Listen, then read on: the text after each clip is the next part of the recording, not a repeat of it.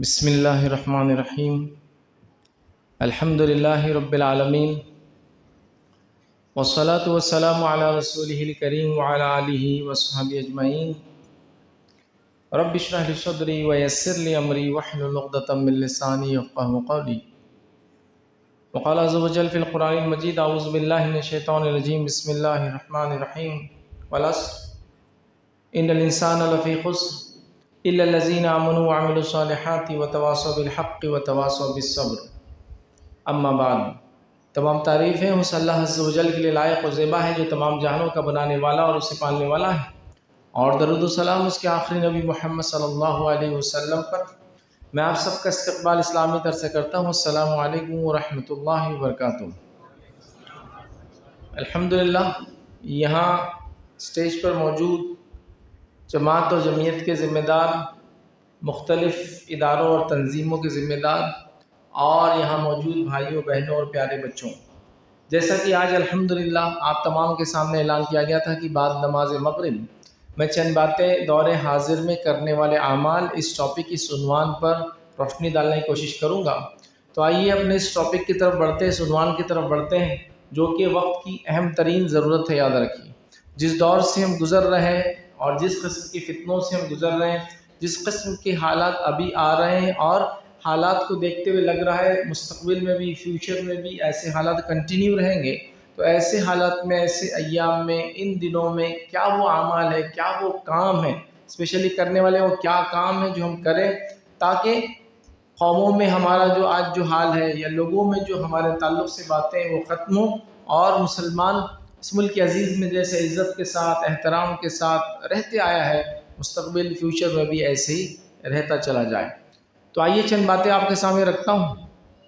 سب سے پہلے تو یہ چیز کو ہم سمجھ لیں کہ جس طرح سے ہم لوگوں کا معاملہ ہوتا ہے وہ یہ ہوتا ہے کہ جب ہم کسی چیز کو نفع بخش پاتے ہیں، فائدے مند پاتے ہیں، تو اس کا عزت احترام اور اس چیز کی اہمیت بھی ہم باقی رکھتے ہیں۔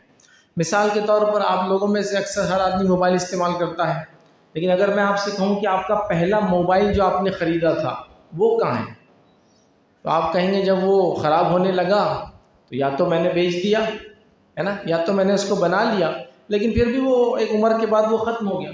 لیکن کیا آپ کے گھر میں جب میں ملاقات کے لیے آؤں گا تو کیا وہ شوکیس میں ابھی بھی رکھا ہوا ہوگا کہ بھائی فیصلہ پہلا موبائل، فیصلہ دوسرا موبائل، فیصلہ تیسرا موبائل، فیصلہ پہلا مکسر جو لیے تھے، دوسرا مکسر، تیسرا مکسر، پہلی واشنگ مشین، دوسری واشنگ مشین، پہلا ڈش واشر، دوسرا ڈش واشر، تیسرا ابھی نیا لگا ہے، اور سارے سامان، جوتے، چپل، پرانی ہر چیز آپ نے رکھی ہوں گی تاکہ اس کو یاد رکھے؟ نہیں، آپ کہیں گے جیسی چیزیں اپنی اہمیت کو کھو دیتی ہے انسان اس کو ریپلیس کر دیتا ہے، بدل دیتا ہے۔ یہی مزاج قوموں کا قوموں کے بارے میں ہوتا ہے، لوگوں کا لوگوں کے بارے میں ہوتا ہے۔ مطلب کیا؟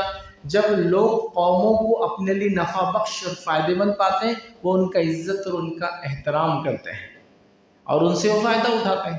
لیکن جب قومیں دوسروں کو نفع بخش نہیں پاتی، بینیفیشل نہیں پاتی، فائدے مند نہیں پاتی، تو وہ ان سے سوال کرتی ہے، کیوں بول کر، تم کیوں، تم یہاں کیوں، تم کو تو موقع تھا، اس ٹائپ کی باتیں ہوتی ہیں۔ تو قومیں بھی ایسی مزاج رکھتی ہے جیسے ہم رکھتے ہیں، چیز استعمال کی ہے اس کو سر آنکھوں پر، استعمال ختم ہو گیا یا تو سیکنڈ ہینڈ آپ بیچ دیں گے یا تو اس کو بنائیں گے، نہ بنتا ہے تو پھینک دیں گے اس کو۔ یہی اس کا طریقہ ہے۔ تو قوموں کا مزاج بھی قوموں کے تعلق سے ایسی ہوتا ہے۔ تو کیا آج امت مسلمہ ہونے کے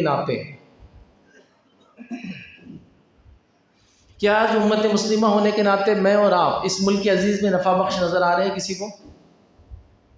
آج ہم نفع بخش نظر نہیں آ رہے ہیں، بلکہ حالت یہ ہے، کچھ حد تک یہ الزام صحیح بھی ہے، حالت اس طرح سے ہے کہ بھائی قومی اعتبار سے بولا تو یہ جاتا ہے ان کے پاس کہ پاکی آدھا ایمان ہے، لیکن سب سے گندی قوم یہی ہے۔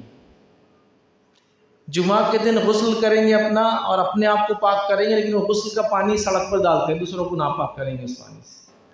کہنے کے لیے تو اخلاق ان کے پاس سب سے وزنی اعمال ہے، لیکن سب سے بد اخلاق قوم یہی مانی جائے گی۔ گالی گلوچ کر رہے ہیں، دھوکہ دے رہے ہیں، جھوٹ بول رہے ہیں، یہ کر رہے ہیں، وہ کر رہے ہیں۔ کہا جائے تو کیا کہا جائے ان کے بارے میں کہ ان کے بارے میں یہ کہا جاتا ہے کہ ان کے پریشت اور نبی پر جو پہلی وحی نازل ہوئی وہ تھی اقرأ بسم ربک الذی خلق، پڑھ اپنے رب کے نام سے، لیکن سب سے جاہل اور ان پڑھ قوم یہی ہے۔ اب کیا کیا الزام اور کیا کیا اس کے جواب دیے جائے، کیسے کیسے اس کو وہ کیا جائے، کیونکہ بات کچھ نہ کچھ ٹھیک ہے، الزام بھی کچھ حد تک ہے، لیکن الزام کے ساتھ ساتھ حقیقت بھی اس کے اندر ہے۔ ہم نے نبی اکرم صلی اللہ علیہ وسلم کا اسوہ نہیں اپنایا، ہم نے قرآن کی تعلیمات کو اپنے زندگی میں نہیں لایا، جس کے نتیجے میں قومیں ہم سے سوال کر رہی ہے آپ کیوں؟ تو جیسا آپ ایک چیز استعمال کے لائق نہیں ہوتی ہے اس کو ختم پھینک دیتے ہیں، لوگ بھی لوگوں کے ساتھ یہی رویہ رکھتے ہیں، تو امت مسلمہ کو پھر سے لوگوں کے لیے نفع بخش بننا ہی پڑے گا، یاد رکھیے، ورنہ حالات بد سے بدتر آئیں گے۔ 50 سال 100 سال بعد ڈاؤن دا لائن اس کے بعد کی نسلیں کوسیں گی ہم کو کہ یہ لوگ تھے، ان کو موقع تھا، کچھ کر سکتے تھے، کوئی منصوبہ پلاننگ کر سکتے تھے، کیوں نہیں کیا انہوں نے قوم کے لیے، کیوں زندگی ایسی گزاری؟ تو موقع ہے۔ اب خالی ایک چھوٹا سا ایگزامپل دیتا ہوں، ڈرانے کے لیے نہیں، سمجھانے کے لیے۔ 5 سال پہلے بھی ایسے حالات آئے تھے، آپ سے کہا گیا تھا کاغذ بتاؤ، اعلان کیا گیا کوئی کاغذ نہیں بتائیں گے، ٹھیک تھا۔ 5 سال میں کیا تیاری کی؟ پھر ہم نے کچھ تیاری نہیں کی، آج پھر باری آئی، آج بتانا ہی ہے۔ اب تو 5 سال میں کوئی تیاری نہیں رہی، 5 سال میں کوئی منصوبہ نہیں، ہم کو لگا ہوا آئی ہوا چلے گی، اب کچھ نہیں ہوگا۔ اب وہی چیز ہے، ایک دوسرے انداز سے آپ کے سامنے آ کے کھڑی ہے، اب آپ کاغذ ڈھونڈ رہے ہیں، نام میچ کر رہے ہیں، جا کے دے رہے ہیں، مسجد سے اعلان ہو رہے ہیں، یہ ہو رہے ہیں۔ تو یہ 5 سال جو باقی تھے اس میں کیوں ہم نے تیاری نہیں کی؟ کاغذ تھے، نام غلط تھے، صحیح کروا دیتے، میچ کر دیتے، یہ سب موقع تھا، لیکن قومی اعتبار سے ہم ایک سونے والی قوم ہے۔ اگر کبھی کبھار کسی وجہ سے جاگ بھی جائے تو فوراً نیند لگ جاتی ہے، ہم کو ایسا زیادہ جاگنے کا ہمارا مسئلہ نہیں ہوتا، یہ ہمارا حال ہے۔ پھر آج سے 5 سال بعد ہو سکتا ہے حالات تھوڑا ٹھیک ہو جائے، پھر موقع ہوگا، وہاں بھی ہم کچھ نہیں کریں گے۔ یہی روش ہماری جیسے کی ویسے رہی، چونکہ کوئی منصوبہ بندی نہیں، کسی کو اپنا لیڈر ہم مانتے نہیں، کسی کے پیچھے ہم چلنا چاہتے نہیں، کسی کی بات ہم سننا چاہتے نہیں، کسی مسلک اور جماعت سے جڑے ہونے کا دعویٰ کرنے کی بات بھی ان کی بات بھی نہیں، کسی کی نہیں سننا ہے۔ جو میری بات ہے اگر تم کہتے ہو اپنے منہ سے تو میں سنوں گا، نہیں تو میں تمہاری بھی نہیں سنوں گا۔ یہ ہمارے حالات ہیں۔ تو حالات ایسے نہیں بدلتے، حالات خواہشات سے نہیں بدلتے، حالات سوچ سے نہیں بدلتے، حالات دعاؤں سے نہیں بدلتے، معلوم آپ، کوشش کے ساتھ دعاؤں سے حالات بدلتے۔ اگر صرف حالات دعاؤں سے ہی بدلنا تھا تو ہم تو گھر میں بیٹھ کے روزی کی دعا کرتے رہتے، روزی گھر میں آتی رہتی، کوشش کی کیا ضرورت ہے؟ کیوں صبح اٹھ کے گھر سے نکلتے ہو؟ بیٹھو دعائیں کرو، گھر میں امی دعا کرنے کے لیے، ابا ہے، والدین کا تو مقام ہے، بس دعا کرے بیٹے کے لیے، اللہ رزق دے، اللہ رزق دے، اللہ رزق دے، رزق آتے رہیں گا۔ کوشش کے بعد دعا، کوشش کے ساتھ دعا، کوشش سے پہلے دعا، تو کمبینیشن میں عمل اجر ملتا ہے، خالی دعاؤں سے نہیں ہوتا۔ آپ سمجھ رہے بات؟ تو ہمارے پاس معاملات دعاؤں پہ چل رہے ہیں، ہمارے پاس انتظار ابابیل کا ہو رہا ہے کہ دشمن جب بہت یہی ہو جائیں گے نا تو انشاءاللہ ابابیل آئیں گے۔ میں آپ کو دعوے سے کہہ رہا ہوں کوئی ابابیل نہیں آنے والے۔ ابابیل جب آتے ہیں، جب اللہ انسانوں کو بتانا چاہتا ہے کہ مجھے تمہاری ضرورت نہیں ہے، اور اس کے دین کے اور شریعت کا نام لینے والے لوگ نہیں ہوتے، تو اللہ پھر پرندوں سے کام لے کے بتاتا ہے دیکھو مجھے ضرورت نہیں ہے تمہاری۔ لیکن جب اللہ نے کتاب اتار دی، نبی کو بھیج کے اس کا اسوہ اور نمونہ دے دیا، قیامت تک کی حالات کتاب اور سنت نے بتا دیے، اب اس سے آپ کو مدد لینا ہے، ابابیل نہیں آئیں گے۔ اب ان سے حاصل کرنا ہے کہ یہ اللہ کتاب کا حکم ہے، نبی صلی اللہ علیہ وسلم کی سنت کا حکم ہے، میں ایسا کروں گا، حالات بدلیں گے انشاءاللہ۔ تو امت مسلمہ اسی حالت میں، اسی خواب غفلت میں ہے، اسی نیند میں ہے، اسی سلمبر میں، لمبی نیند لے رہا ہے ایک دم آرام سے۔ تو ہمیں جاگنا پڑے گا اور کچھ کرنا پڑے گا۔ اور قومیں جب قوموں کی ضرورت بن جاتی ہے تو کیسا ہوتا ہے اس کا اثر؟ آئیے مثالیں دیتا ہوں۔ آج سے 250 سال پہلے، انسانی تاریخ میں 250 سال بہت تھوڑی سی چیز ہے، ایک دم بہت شارٹ سپین آف ٹائم۔ آج سے 250 سال پہلے کچھ لوگ یورپ سے نکلے اور وہ لوگ 7 سمندر پار گئے اور انہوں نے کہا کہ ہم نئی دنیا بسائیں گے اور اس دنیا کو انسانیت کی ضرورت بنا دیں گے۔ آج 250 سال بعد وہ ملک، جس ملک کو آپ یونائٹڈ اسٹیٹس آف امریکہ بولتے ہیں، وہ 250 سال پرانا ملک ہے صرف، اور 250 سال پرانا ملک کے باوجود ساری دنیا کی ہر چیز کا کنٹرول ان کے پاس ہے، کیونکہ وہ دنیا کی ضرورت بن بیٹھے ہیں۔ انہوں نے کوئی جادوگری نہیں کی، ان کے پاس کوئی میجک وانڈ، جادوئی چھڑی نہیں تھی کہ گھمائی اور کام ہو گیا۔ انہوں نے انتھک 250 سال تک محنتیں کی۔ وہ چاہتے تھے کہ وہ انسانیت کی ضرورت بنے، اور بن گئے۔ آج ان کا ویزا اگر میرے پاسپورٹ میں لگ جائے تو الحمدللہ ہاسپٹل کی ہر دعوت میں بلانا ضروری ہو جائیں گا مجھے۔ اگر میرا کوئی رشتہ دار وہاں ہے یا بچہ وہاں چلے جائے یا میں جا کے آیا ہوں تب تو لوگ مرنے کے بعد بھی یاد کریں گے وہ جو امریکہ جا کے آئے تھے. اچھا وہ کیا امریکہ والے, آپ سمجھیں, مطلب اتنا اعزاز, اتنی عزت, اتنی رسپیکٹ ہو جائے. ارے یہ تو نفع بخش قوموں کے بارے میں یہی ہوتا ہے, لوگ ان کو ایسی محبت کرتے ہیں کیونکہ وہ ضرورت بن جاتی ہے قوموں کی یاد رکھی, تو وہ محبت کرتے ہیں. اب آئیے وہ کتنا اثر ڈالتی ہے وہ قومیں جو نفع بخش ہوتی ہے دوسروں پر, اتنا اثر ڈالتی ہے کہ آپ میں سے ایسے بہت سارے لوگ ہیں جینس کے کپڑے پہنے میں کچھ غلط نہیں ہے تو ڈریے مت, جینس کا کپڑا پہنے میں. اب جینس کے کپڑے کی خصوصیت کیا ہے معلوم آپ کو, کہ اگر پورا صحیح رہا تو 2500 میں مل جائیں گی برانڈیڈ جینس, لیکن اگر رانوں پہ گھسی ہوئی ہے, پیچھے سے پھٹی ہوئی ہے تو 5000 کی ملتی ہے. یہ کیا ہے, کون سا کپڑا جس کو پھٹا ہوا مہنگا لیتے اور سلاوا سستا رہتا, پرانا مہنگا ہوتا نیا سستا رہتا. کبھی لاجک سمجھ میں نہیں آیا. میں آپ کو لاجک سمجھاتا ہوں اس کا. امریکہ بننے لگا, یونائٹڈ اسٹیٹس ڈیولپ ہوا, ریلوے لائنز بچھ رہی, ڈیمز بن رہے, ہائی ویز بن رہے, ایکسپریس ویز بن رہے, فرسٹ ورلڈ کنٹری بن رہے, اسٹیشنز بن رہے, گیس اسٹیشنز بن رہے, سب بن رہے. تو لیبر کام کر رہے ہیں. جب لیبر کام کرتے تھے تو عام کپڑوں میں لیبر کام نہیں کر سکتے, پھٹ جاتے ہیں جلدی. تو انہوں نے کھدر کپڑا ڈیزائن کیا, موٹا کپڑا ڈیزائن کیا جو رف اینڈ ٹف ہو, کام کرنے میں آسانی ہو, دھول مٹی لگے تو فوراً جھٹک دیا جائے, میلا ہو بھی تو کوئی مسئلہ نہیں. اب ایک ورکر کام کرتا ہے, کام کرتے کرتے کیا کر رہا ہو, ایسا کام کہ ہاتھ دھویا دونوں رانوں پہ ملتا ہے. جب استعمال کرتا ہے اس کپڑے کو یوں اور یوں تو دونوں طرف سے گھس جاتا ہے کپڑا, مطلب اس کا اودا یا کالا پن ہلکا ہو جاتا ہے. تو وہ ان کے ورکرز کا ڈریس تھا. جب قوموں کی ضرورت بن جاتی ہے تو ان کے لیبرز کا ڈریس ہمارے ایلیٹ کلاس کے کپڑے بن جاتے ہیں. بڑے سوسائٹی کے لوگ ڈینیمز پہنتے ہیں, جینز پہنتے ہیں, عام لوگ کرتا پاجامہ پہنتے ہیں, مولوی طبقہ کرتا پاجامہ پہنتا ہے, سادے سیدھے لوگ پینٹ شرٹ پہنتے ہیں, ہے نا, ہوا نہیں. تو وہاں کے ورکرز کا ڈریس ہمارے لیے اعزاز کا ذریعہ بن گئے. کیوں؟ اس لیے کہ وہ قوم دوسروں کی ضرورت بن گئی تو ان کی ہر چیز کو کاپی کرنا ہم نے اپنے مزاج کا حصہ بنا لیا. تو ہمیں بھی لوگوں کی ضرورت بننا پڑے گا. اگر ہم لوگوں کی ضرورت نہیں پڑیں گے تو لوگ آپ سے مجھ سے سوال کرنے والے ہیں.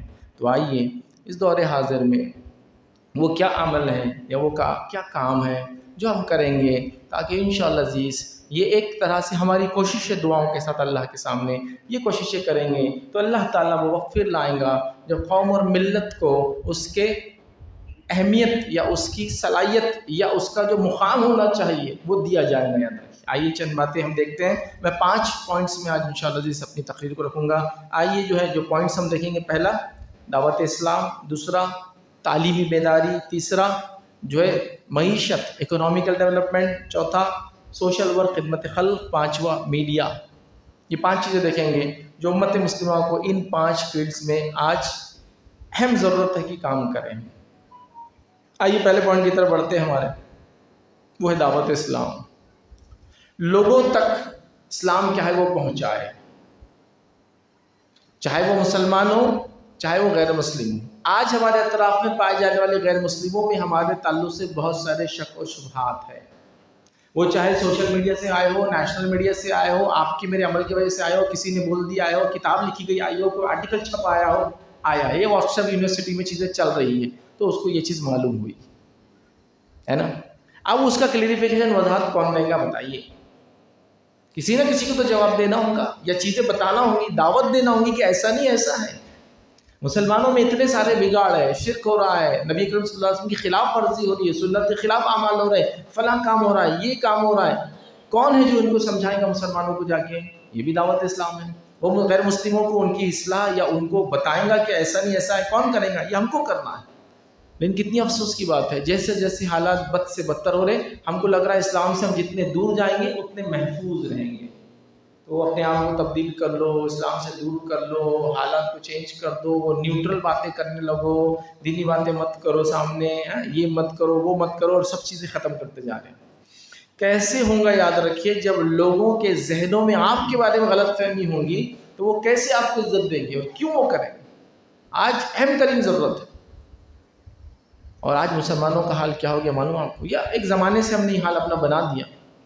لوگ ایسے قصے کہانیاں سناتے, اس کی حقیقت نہیں ہے لیکن سمجھنے کے لیے کہ بولے یہ خزانہ رہتا, اس کو اگر زمین میں دفنا دیے تو زیادہ دن ہو گئے تو اس میں ایک سانپ آ کے بیٹھ جاتا. اب مجھے بتاؤ وہ سانپ کو اس خزانے سے کیا فائدہ ہوتا؟ اس کی بیوی وہ زیورات پہنتی، وہ مالس میں جا کے چیزیں خریدتا، پلاٹ لے کے گھر بناتا، کچھ نہیں فائدہ ہوتا. لیکن جو بھی اس خزانے کے پاس اس کو لینے آتا وہ کیا کرتا؟ اس کو لینے نہیں دیتا. تو آج ہم بھی کیا ہو گئے معلوم؟ کتاب و سنت پر ایک سانپ کے جیسا پورا کنڈلی مار کے بیٹھے ہوئے، نہ میں استعمال کروں گا نہ تجھے نزدیک آنے دوں گا، نہ میں چلوں گا اسلام پر نہ تیکو بتاؤں گا کیا اسلام ہے. ہم ویسے بیٹھ گئے اسلام کے اوپر، آج قرآن کے اوپر، سنت کے اوپر. ہم نے کسی کو بتانا ہی نہیں، اللہ تعالیٰ کے بارے میں، نبی اکرم صلی اللہ علیہ وسلم کی شخصیت کے بارے میں، قرآن کے بارے میں، کعبۃ اللہ کے بارے میں، مسلمانوں کے شعار مطلب ہماری علامتیں، پہچانیں، آپ کا چہرہ، آپ کی شادی بیاہ، آپ کی قربانیاں، سب کے بارے میں سوال ہے. ہر ایک چیز آ رہی ہے سوال نہیں، جواب بھی وہ دے رہے ہیں، جواب نہیں، وہ کہہ رہے ہیں اس کو ریپلیس کر کے فلاں کرو، یہ سب ہو رہا ہے. ہمارا جواب کہاں ہے؟ ہم مولوی صاحب دیے نا ہم نے. دیکھو ایک آدمی نے کنڑ زبان میں ایک آرٹیکل لکھا اسلام کے خلاف، پھر ہمارے مولوی صاحب نے ایسا جمعہ خطبہ دیے جس کو کوئی جمعہ خطبہ تو اردو میں تھا، وہ کنڑ لوگوں تک کیسا پہنچے گا جو کنڑ میں آرٹیکل آیا تھا؟ تو جواب کہاں ہونا چاہیے تھا؟ سوال کہاں کھڑا ہوا؟ نیوز پیپر میں. جواب کہاں آنا چاہیے تھا؟ نیوز پیپر میں. کون سی نیوز پیپر میں؟ اردو نہیں، کنڑ. جس نے پڑھا اس تک جواب جانا ہے، تو سوال انہوں نے کھڑا کیا، جواب ہم ایک دوسرے کو دے رہے ہیں. سوال وہاں ہو رہا ہے، جواب جیسا مثال کے طور پر کوئی مجھ سے سوال کر رہا ہے آپ کہاں سے آئے ہیں، تو ہم دو لوگ جو اورنگ آباد سے ایک دوسرے کو بول رہے ہیں میں اورنگ آباد سے آیا ہوں، بول رہا ارے مجھے جواب دے رہے ہیں تو اس کو نہیں ہو رہا ہے. تو جواب بھی نہیں دے پا رہے ہیں، دے رہے تو پتہ نہیں کہاں دے رہے، لیکن اس طریقے سے جواب دے رہے ہیں. جواب مطلب یہ کہ وضاحت کی جائے کہ انہوں نے یہ کہا، آپ کا کیا جواب ہے اس معاملے میں. تو دعوت اسلام یہ بڑی اہم چیز ہے، یاد رکھیے. اسلام کو بتاؤ. پہلے زمانے میں لوگ ایک دوسرے کا مذہب جانتے تھے، وہ اسلام کو بہت اچھے سے جانتے تھے. میں تو ایسے نان مسلم جانتا ہوں وہ آپ کے مہینوں کے نام بول کے بتائیں گے، صرف عربی نہیں، اردو مہینوں کے اردو نام بھی ہمارے پاس، بہت کم لوگوں کو یاد ہوں گے. عربی نام تو اردو تو نام ہی نہیں. اسی طرح اردو کے دنوں کے نام بھی ہوتے ہیں، پیر، منگل، بدھ، جمعرات، جمعہ، ہفتہ نہیں، اس کے علاوہ بھی ہوتا ہے جو اردو میں لوگ پہلے زمانے میں بہت کامنلی بولتے تھے. آج کسی کو نہیں آتا تو وہ اردو میں نام بتائیں گے. وہ بتائیں گے عید میں کیا ہوتا ہے، کیا بنتا ہے، پہلے عید کیسی منائی جاتی تھی، فلاں ہے.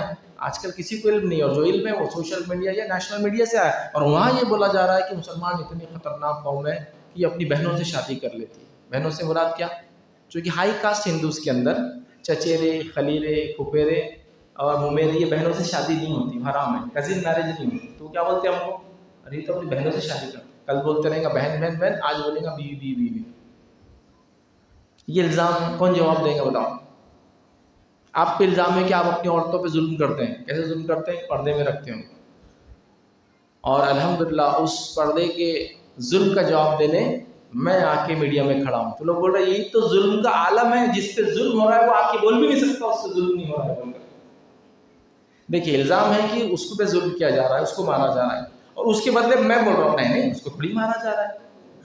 تو کوئی بھی کہیں گا بھائی جس سے الزام ہے ہم کو اس سے پوچھنے دو نا کہ اس کو مارا جا رہا ہے نہیں مارا جا رہا، ظلم ہو رہا ہے نہیں ہو رہا ہے. یہ ہمارا حال ہے. تو جہاں جواب دینا ہو ہم جواب بھی نہیں دے پا رہے ہیں. تو پہلا کام ہم کو کرنا ہے، یاد رکھیے، اسلام کا پیغام انسانیت تک، مسلمانوں تک بھی ان کی اصلاح کی شکل میں، اور نان مسلموں تک بھی ان کی دعوت کی شکل میں، اور مسکنسیپشن، غلط فہمی، غلط دھارناؤں کو دور کرنے کی شکل میں. یہ سارے کام ہم کو کرنا ہے، یاد رکھیے، پہلا اور سب سے اہم کام. دوسرا کام یاد رکھیے جو ہم کو کرنا ہے، یاد رکھیے آج اس ماحول کے اندر، یاد رکھیے جو بڑا اہم کام ہے وہ ہے تعلیمی بیداری، ایجوکیشنل ڈیولپمنٹ، ایجوکیشنل اپلفمنٹ. تعلیمی بیداری سے مراد سب ہے. سب سے مراد اس کے اندر دین اور دنیا دونوں ہیں. اس کو الگ نہیں کریں گے. کیوں نہیں الگ کریں گے؟ اس لیے کہ دین اور دنیا الگ ہے ہی نہیں شریعت میں. پھر کیا الگ ہے؟ شریعت میں الگ ہے دنیا اور آخرت، یہ دونوں الگ ہیں. یہ دنیا ہے وہ آخرت، یہ دنیا ہے وہ آخرت ہے. کہیں بھی قرآن سنت میں نہیں ہے یہ دین ہے یہ دنیا ہے. دنیا اور آخرت کی تمیز ہے کہ دنیا ایسی ایسی، اس کا بدلہ یہ، آخرت ایسی ایسی ہے. دین دنیا کی تمیز کہیں نہیں. تو ہمارے پاس کیا ہوگا؟ سب سے پہلے دین دنیا کا علم، دونوں کٹ بیچ میں سے. یہ دینی علم ہے یہ دنیاوی علم ہے، ایسا کچھ بھی نہیں ہے اندر. ایک علم ہوتا ہے جو وحی کے ذریعے آتا ہے، عقیدے کا علم، قرآن سنت کی ہے. تو یہ ایک علم ہے. اور دوسری علم ہوتا ہے دوسرا علم جو کونینی علم ہے. کائنات میں اللہ نے جو کائنات کو بنایا اس کو کیسے بنایا اس کا علم. سورج، چاند، ستارے، سیارے اور زمین کے اندر، آسمان کے اوپر، سمندر کے نیچے، یہ سب دنیاوی علم ہے. بیماریاں فلاں ہوتی، یہ ہوتا، یہ کھانے سے، یہ سب کونینی علم ہے. کائنات جو اللہ نے کریٹ کی وہ اس خلقت کو آپ جانیے، پڑھیے، سمجھیے، اس سے بھی آپ اللہ سے قریب ہوں گے، اس کی حکمتوں کو سمجھیں گے، اس کی بڑائی، اس کا تعارف ہم کو ملے گا کہ یہ ہمارا رب ہے اور یہ اس کا کرم ہے ہم پر. ٹھیک ہے، تو ہم فرق نہیں کر رہے. تو ایجوکیشنل اپلفمنٹ اور ڈیولپمنٹ، نہ ہم دین میں آگے ہیں نہ ہم دنیا میں آگے ہیں. آپ کہیں گے نہیں مولوی صاحب ہاسپٹل میں تو مسلمانوں نے ماشاءاللہ، دنیا میں تو اتنے آگے نہیں بڑھے وہ، لیکن دین ہر گھر میں 10 میں سے 9 حافظ، ہر 100 میں سے 50 عالم. مطلب ہم نے دین کی چوٹیوں پہ لے کے چلے گئے ان کو. الحمدللہ، پھر تو بہت اچھی بات ہے. اور دین میں جو آگے ہوتا ہے دنیا میں پیچھے نہیں رہتا، یہ بات یاد رکھو. ایسا تو ہے ہی نہیں. 1000 میں 2 حافظ مل رہے ہیں آپ کو مشکل سے، لاکھ میں چند عالم مل رہے ہیں آپ کو مشکل سے. تو ایسا تو حال نہیں ہے دین علم کا. دنیا میں اس میں بھی آگے نہیں ہے. کر کیا رہے ہیں، کون کیا حاصل کر رہے ہیں اس دنیا کے اندر؟ دنیا میں بھی کیا ہے؟ سچر کمیٹی کی رپورٹ پورے انڈیا کا ریکارڈ بتاتی ہے کہ مسلمان جو 11% کے قریب بچے 10ویں تک پڑھتے ہیں، 5% بچے گریجویشن پڑھتے ہیں، 2% بچے پوسٹ گریجویشن پڑھتے ہیں، 1% بچے ڈاکٹریٹ اور ریسرچ میں جاتے ہیں مسلمان. 15% ہے نا کم از کم. گورنمنٹ کے حساب سے 14.2% ہے. ابھی نئی جن گننا ہوئی تو اب اس کے ریزلٹس آئیں گے، لیکن اب 2011 کے مطابق 14.2%. تو 14.2% کے اعتبار سے 22 کروڑ سے زیادہ. اور اس میں سے 1% پڑھتے ہیں، مطلب 11% تک ہی جو ہے اسکول لیول تک پڑھتے ہیں. کم از کم یہاں تو 50-60% پڑھنا چاہتا ہے. 15% جتنی آبادی اتنا تو وہ بھی نہیں. جتنے فیصد میں اتنے بھی نہیں ہم. گورنمنٹ جاب میں کہیں بھی نہیں. تو ہم دونوں طرف فیل ہیں. اب دینی علم میں اگر کوئی نہیں ہم نے بہت مہارتیں حاصل کی، اس کی دنیا چھوٹ گئی تو سمجھ میں آتا تھا، لیکن دین میں کوئی آگے نہیں. اگر میں آپ سے پوچھ لوں، اور میں دعوے سے کہہ رہا ہوں، میں پوچھ لوں کہ بھائی سجدے سہو کا طریقہ کیا ہے، تو آپ بولتے ہیں جب میرے کو لگا گڑبڑ ہو رہی میں نماز توڑتا پچھلے 4 رکعت پڑھ لیتا، ہو گیا ختم. سجدے سہو کا کوئی طریقہ ہوگا نا. نماز میں رکعتوں میں گڑبڑ ہوئی تو کیسا پڑھنا، سلام پھیر کے اٹھ گئے اور 3 رکعت پڑھی تھی کسی نے بولا تو کیسا کرنا، 5 رکعت پڑھ کے سلام پھیرتے کسی نے بولا بھائی 1 رکعت زیادہ ہو گئی تو سجدے سہو کیسے کرنا. 3 سجدے سہو کے طریقے نہیں معلوم. یہ تو بنیادی چیز ہے نا. نماز پڑھنا فرض ہے تو نماز کی تکمیل میں جو جو چیزیں ہوتی ہیں ان کو سیکھنا بھی فرض ہے. نماز پڑھنا تو وضو سیکھنا فرض ہے، غسل سیکھنا فرض ہے، نماز کی مسائل سیکھنا فرض ہے، نماز کب ہوتی کب نہیں ہوتی فرض ہے، نماز کی شرائط کیا سب سیکھنا فرض ہے. یہ دینی علم کا حال ہے. حال میں ایک ویڈیو بہت سرکولیشن میں آیا تھا. انڈیا کے کچھ لوگ حج کے لیے گئے، جمعہ کا شاید انتظار کر رہے تھے، رش زیادہ تھا. اب کسی کو وضو کی ضرورت پڑ گئی، اب پبلک تو جمع ہو گئی، جگہ چھوڑ کے جائیں گے تو ملیں گے نہیں. تو ایک فیملی ہے وہ وضو کر رہی ہے، وضو نہیں کر رہی، تیمم کر رہی ہے. کہاں تیمم کر رہی معلوم آپ کو؟ حرم کے اندر. اس کا ایک پلر ہے بڑا، تو ویڈیو سے آن لائن دیکھ لو یوٹیوب پہ، بڑا پلر ہے. اور وہ پورے فیملی والے مل کر ایسا اس میں نل کھول رہے بیٹھے ہوا میں، پھر ہاتھ دھو رہے، تیمم کر رہے، پھر 3 بار کلی کر رہے ہوا میں، ورچوئل وضو چالو ہے. پھر 3 بار ایسا سب مل کے پانی لے رہے، پانی کہیں نہیں کر رہے. یہ ان کو لگا تیمم ہے. ایک آدمی اطراف میں آ کے ان سے پوچھ رہا پانی کہاں ہے، عرب ہے، این الماء، پانی کہاں ہے؟ تو وہ بولے اس سے بات مت کرو، ادھر چلو. پھر ادھر سے آ کے پوچھ رہا ارے پانی کہاں ہے تم جو وضو کر رہے ہیں؟ اور اس سے بات مت کرو، ادھر چلو. تیمم کا بھی طریقہ ہے، کتنا آسان ہے کیا بتاؤں میں. وہ ورچوئل وضو کر رہے تیمم کے نام پہ، ہوا میں وضو کر رہے ہیں. اچھا وہ ہاؤس والا نہیں کر رہے تھے، ان کے گھر پہ نل ہوگا، اگر ہاؤس ہوتا تو نیچے سے پانی نہیں آتا، ابھی نل سے دھو رہے تھے نا. تیمم کا غسل کرتے تو شاور کھول دیتے تھے مکسر چالو کر کے اور نہا. کیا یہ حال ہے امت کے علم کا، دینی. اور یہ اکثریت میں یہ حالات ایسی ہیں. روزہ رکھ لیا، غلطی سے کچھ کھا لیا، امی بولے روزہ ٹوٹ گیا، ابا بولے نہیں ٹوٹا، چاچا بولے ٹوٹ گئے، مامی بولے نہیں ٹوٹا، کام والی بولی ٹوٹ گئی، کام والا بولا نہیں ٹوٹا، بھاجی والا بولا ٹوٹ گیا، بھاجی والی بولے نہیں ٹوٹا. ارے کیا حل ہے اس کا؟ اتنا بنیادی اصول ہے. نبی کریم صلی اللہ علیہ وسلم ایک صحابی آیا، کہا میں نے غلطی سے روزے میں کچھ کھا لیا، تو کہا غلطی سے کھایا نا تو اللہ نے کھلایا اور اللہ نے پلایا، روزہ کنٹینیو رکھو. یہ دینی علم کا حال ہے. دنیا علم کی تو پوری سچر کمیٹی کی رپورٹ ہی میں نے آپ کے سامنے رکھ دی. اتنی فیصد مسلمان ہی صرف پڑھ رہے, یاد رکھیں. تعلیم نہیں ہے تو روزگار بھی نہیں ہے, پھر ہے نہیں ہے. تعلیم ہے تو روزگار بھی نہیں ہے. کیسے روزگار ملے گا؟ روزگار تو تعلیم یافتہ لوگوں کے لیے نا. ہاں کچھ لیبر والے کام آپ کر سکتے, کمپنی میں جا کے مشین پہ کھڑے ہو گئے فلاں, لیکن ہر کام تو آپ نہیں کر سکتے. تو تعلیم نہیں ہے تو روزگار بھی نہیں ہے. مسلمانوں کو ریزرویشنس نہیں ہے کہ روزگار میں جائیے تو کیا پرائیویٹ کمپنی کو ریزرویشن ہوتا ہے؟ کیا نہیں. گورنمنٹ جاب سے مشکل سے کچھ اسٹیٹ میں 5% ریزرویشن ہے, لیکن وہ 5% سیٹ بھی فل نہیں ہوتی. معلوم 3% ہوئے, 2% باقی ہے, کوئی نہیں ہے, تو وہ دوسرے کاسٹ والوں کو پھر اس میں ڈال رہے ہیں, جو کہ اس کے لیے ہم ایلیجیبل ہی نہیں ہیں, اتنا پڑھتے اور لکھتے ہی نہیں ہیں. کیسے ہوں گا آپ بتائیے؟ کیسے یہ امت آگے بڑھیں گی جب تعلیمی ان کے حالات اس طرح سے ہوں گے؟ اور علم طاقت ہے مسلمانوں, اس بات کو یاد رکھو. نہیں بولیں گے طاقت تو میزائل ہے, وہ طاقت نہیں ہے, طاقت علم ہے, چونکہ علم آنے کے بعد ساری چیزیں ہوتی, یاد رکھیں. تو علم. اچھا ہماری خصوصیت کیا ہے؟ اللہ کے رسول صلی اللہ علیہ وسلم پر پہلی وحی کون سی آئی؟ آپ ہی بولیے, میں نہیں بولتا ہوں. سورہ آئی نا, سورہ الق کی پہلی 5 آیتیں. پہلا لفظ کیا ہے اس کا؟ اقرا. اقرا کا معنی کیا ہوتا ہے؟ حکم ہی ہے. اقرا پڑھ, حکم ہے اس کے اندر سیدھا. اپنے رب کے اقرا بسم ربک الذی خلق, پڑھ اپنے رب کے نام سے اس نے پیدا کیا. مفسرین لکھتے ہیں جب اللہ رب العزت کچھ چیزوں کو نازل کرتا ہے اور ایک چیز پہلے آتی ہے دوسری بعد میں آتی ہے, یہ ترتیب بھی بہت معنی رکھتی ہے, اس کا امپورٹنس ہوتا ہے اس ترتیب کا. تو اللہ نے پورے قرآن میں 6200 کچھ آیتیں ہوتی یاد رکھیں, اس میں سے یہ کیوں سلیکٹ کیا اقرا پہلی سب سے پہلے اتارنے کے لیے؟ اللہ کی کوئی حکمت نہیں ہوگی, اللہ کا ہر کام حکمت سے بھرا ہے. اللہ قرآن کی آیت میں فرماتا ہے کہ ہم نے ان کو کان دیے اور آنکھیں عطا فرمائیں. بچے کی پیدائش کے تعلق سے فرما رہا ہے کہ اس کو ہم نے کان دیے اور پھر آنکھیں عطا فرمائیں. اور سائنس بھی کہتی ہے ماں کے پیٹ میں بچہ پہلے سنتا ہے اور بعد میں دیکھتا ہے. تو جو ترتیب تھی وہ ترتیب سائنٹیفک ترتیب ہے.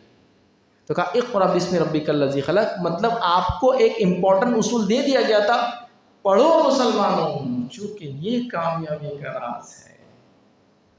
یہ مطلب پڑھنا ہر چیز کا راز ہے. ایک پڑھا لکھا آدمی چاہے کسی مذہب کا ہو, نفع بخشی ہوتا ہے سوسائٹی اور سماج کے لیے. ایک مسلمان ہوگا تو اور زیادہ ہوگا, چونکہ اس کے پاس صدقات, خیرات اور علم کا بھی صدقہ ہوتا ہے. تو آج ہم علم کے میدان میں دور دور تک کہیں نظر نہیں آ رہے ہیں. اور میں آپ کو بتاؤں ایک ایسا وسیلہ اگر آپ کو میں بتاؤں آج کہ جس کو اپنانے سے ہم برے حال سے اچھے حال کی طرف جا سکتے ہیں, غریبی سے مالداری کی طرف جا سکتے ہیں, اندھیروں سے اجالے کی طرف جا سکتے ہیں, پستی سے اونچائی کی طرف جا سکتے ہیں. وہ وسیلہ کون سا معلوم جو اللہ نے دیا ہے؟ علم کا وسیلہ. آج اس کو اپناؤ, 25 سال بعد حالات بدل جائیں گے قوم کی. لیکن تعلیم دین کے ساتھ ہے, ورنہ کبھی تعلیم کے پیچھے دین نہ ہو, مورل ویلیوز نہ ہو, تو وہ تعلیم یافتہ انسان بھی ایک حیوان بن جاتا ہے, پھر خطرناک حیوان. کام ہے علاج کرنا, لیکن وہ چیزوں کو بیچ رہا ہے نکال کے. جس کام ہے چیزوں کو بنانا چھوڑ کے اپنا ٹکا کتنا نکال رہا ہے بس, تو پھر وہ بھی حیوان بن جاتا ہے. وہ نہیں سوچتا کہ یہ چیز گر جائے گی تو کتنے لوگ مریں گے, دب کے حیوان بن جاتا ہے. تو تعلیم دنیا کی علم کے ساتھ, مطلب دینی علم کے ساتھ, اخلاقیات کے ساتھ, جو اس کے اصول ہیں. ہم مسلمان ہیں نا, تو ہم تعلیم کی بات کریں تو یہی سینس سے بات کر رہے ہیں. تعلیم کا معنی نہیں کہ بچیاں بے پردہ ہو تو کچھ بھی کرے. تعلیم کا معنی پردے کے ساتھ وہ تعلیم حاصل کرے. میں جو بول رہا ہوں یہ شریعت کے دائرے میں ساری چیزیں ہو رہی ہیں. تو آج سے 25 سال بعد قوم کی چھوی, امیج بدل جائیں گی, یقین جائیں. علم کو تھام لیجیے. اب علم میں ہم کیوں پیچھے ہیں؟ چونکہ علم کو ہم نے ترجیح نہیں دی, پرائرٹیز میں نہیں. ہماری ترجیح میں کیا ہے؟ سب سے پہلی چیز معلوم جو دنیا میں کرنا چاہیے, ایک اچھا گھر ہونا چاہیے. دوسرا پرائرٹی ہماری جو ہونا چاہیے سب سے پہلی, وہ کیا ہے؟ بچوں کی شادی اچھے سے ہو جانی چاہیے. بچوں کی شادی میں بچیاں نکل جائے, بچوں کی شادی شہر یاد کرے, ولی میں مطلب لڑکوں کی, تو الحمدللہ زندگی سیٹ ہو گئی ہماری. مطلب ہماری ترجیحات میں یہی نہیں. کئی تعلیمی اداروں کا یہ معاملہ ہے کہ وہ کہتے ہیں کہ بچے فیس نہیں دے رہے, لیکن ماں باپ کے پاس آئی فون ہے, بچوں کی فیس دینے کو پیسے نہیں ہیں. مطلب تعلیم ترجیح نہیں ہے نا, آئی فون ترجیح ہے. ایجوکیشن پرائرٹی نہیں ہے نا, شادی پرائرٹی ہے. یہ قصے تو آپ نے بھی سنے ہوں گے، عورتیں آپس میں بیٹھی ہیں اور بات کر رہی ایک دوسرے سے بول رہی ہے یہ جو میرے کنگن تھے نا پرانے والے، اس کی شادی میں بکے ہو، اور یہ جو پرانا گھر بکا نا اپنا، اس کے ولیمے میں بکا بچے کے. تو آپ کی ترجیح چونکہ شادی اور ولیمہ ہے تو آپ نے گھر بھی بھیج دیا، کنگن بھی بھیج دیا. اب کنگن شادی کے لیے نہیں بکیں گے انشاءاللہ، اب بکیں گے کیا کے لیے؟ علم حاصل کرنے کے لیے بکیں گے وہ. اب زمینیں اور جائیدادیں جو ہے ولیموں کے لیے نہیں بکیں گے. ولیموں میں کیا ملتا؟ 6 گھنٹے کی اکڑ، 6 گھنٹے کی اکڑ، آئیے بیٹھیے کھائیے جائیے 4 دن نام. ایسٹ کیا بنا اس سے؟ فائدہ کیا ہوا اس سے؟ کچھ نہیں، پورا ڈپریسیشن، لاس، کمپلیٹ لاس. اس کے لیے پیسہ لگا رہے ہیں ہم، تعلیم کے لیے. ترجیح بدلو اپنی. اب ہمارا بچہ تعلیم یافتہ ہوگا، کوئی زبان سیکھیں گا، چاہے انگلش ہو، اردو ہو، کنڑ ہو، تو اللہ کی کتاب کا ترجمہ بھی اسی زبان میں پڑھیں گے نا، کیا نہیں؟ الگ سیکھنا پڑتا ہے اس کے لیے. تعلیم یافتہ ہوگا تو دیندار بھی ہوگا، دنیا کو سمجھے گا تو دین کو بھی سمجھے گا، دنیا کے اصول سمجھے گا تو سمجھ میں آئے گا کہ شریعت بھی کیوں اصول دیتی ہے زندگی جینے کے لیے. یہ اہم چیز ہے. تعلیم غائب ہونے سے دین دنیا دونوں میں ہم پیچھے ہوتے چلے جا رہے، یاد رکھیے. لہٰذا ایجوکیشن کو پرائرٹی بناؤ. خاص طور سے جو مالدار لوگ ہیں ان سے گزارش کروں گا مسلمانوں کے لیے اسکول کھولے. کیونکہ دیکھیے اسکول کالج کیسا ہوتا ہے، اس میں پروفٹ بہت لمبے عرصے کے بعد آتا ہے. کبھی کبھار پہلی 10ویں کی بیچ نکلنے کے بعد فائدہ نفع ہوتا ہے. اب ایک غریب آدمی اس کو چلائے گا تو اس کی کوالٹی نہیں اچھی ہوتی. تو مالدار لوگوں سے گزارش کروں گا فارم ہاؤس لے کے انویسٹمنٹ کر کے ڈالنے سے اچھا ہے اسکول ڈالو. دنیا میں بھی اجر ملے گا، مرنے کے بعد اجر ملتا رہے گا جتنے بچے حاصل کریں. ہوتا ہے نا، چلو لے لو 2 ایکڑ رکھ دو، 2 ایکڑ لے کر ڈیولپ کرو ایک اسکول. ہاں اس سے منافع بہت دن بعد آئے گا، میں جانتا ہوں، میں بول رہا ہوں آپ کو 10 سال 12 سال بعد منافع آتا ہے اس سے، لیکن امت کے لیے ہے اور یہ قربانیوں کا اللہ اجر دیں گا. تو میں گزارش کروں گا اسکول ڈالو، کالج ڈالو، ووکیشنل کورس. چلو ٹھیک ہے اسکول کالج لمبا ٹائم لگتا ہے، ووکیشنل کورس، اسکل ڈیولپمنٹ، مطلب ہنر مندی والے کام. 3 مہینے کا موبائل ریپیئرنگ کا کورس، 4 مہینے کا فلاں چیز کورس، 6 مہینے کا اس کا کورس، سرٹیفکیشن کرو کرو کرو، آگے بڑھو فن کے اندر. نبی اکرم صلی اللہ علیہ وسلم کا زمانہ ہے اور امہات المومنین اللہ کی راہ میں صدقہ کرنے کے لیے چیزیں بنا کر بیچتی تھی اور اس انکم سے صدقہ کرتی تھی، مطلب بزنس وہ بھی کرتی تھی. کہیں مائی سودا کے تعلق سے آتا ہے، آپ دباغت کرتی تھی، چمڑے کے سے سب اس کی برائی نکال کے استعمال کے لائق بنانا. مائی خدیجہ کے بارے میں کیا بولوں میں آپ کو،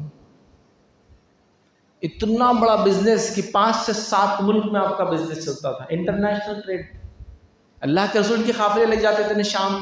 پہلے شام ایک کنٹری تھا، لیکن ابھی کتنے کنٹری ہے شام کے اندر آتا ہے؟ سیریا، جارڈن، لیبنن، پیلسٹائن، یہ سب کنٹری اس کے اندر آتے تھے. کئی کنٹری ہے. اور ساؤتھ میں بکتا تھا جس کے اندر یمن، عمان، یو اے ای، بحرین، یہ سب جگہ آپ کو مل جاتا تھا جو تجارت کا سامان. تو دیکھیے آپ، نہ مسلمان عورت پیچھے تھی نہ مسلمان مرد پیچھے تھے، اور اس زمانے کا جو علم اور فن تھا انہوں نے اس کو حاصل کیا تھا. جابس کریٹ کرو، ادارے بناؤ. تیسرا کام جو کرنا ہے یاد رکھیں ہم کو، اقتصادی ڈیولپمنٹ.